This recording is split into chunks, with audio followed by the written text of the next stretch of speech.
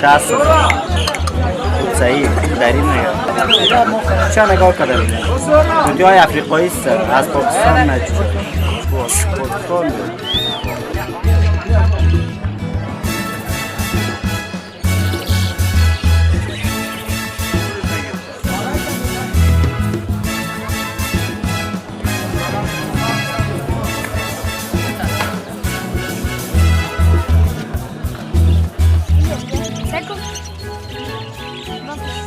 اینجا دیگه تاریخی از دیگه از 100 سال 100 سال بیشتر شده.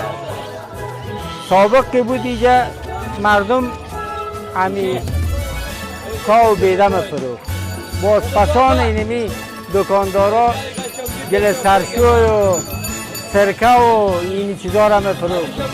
باز پسان یکم پرنده فروشی که آمد آسته آسته از اینجا سقوط کرد خیس رفت که فروشی در دان چمن.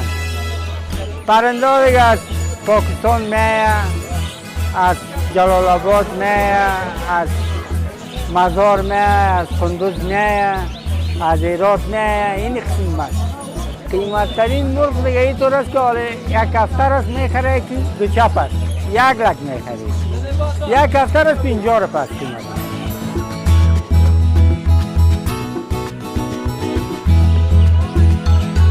دا د 200 نه نیولې ده ته لاکو پورې ده. سیره کناري چې ده دا د کناریو سیره جوړه کې بیا سیره کناري ترې راوځي او سیره چې ده که نه سیره په سیره جوړوي.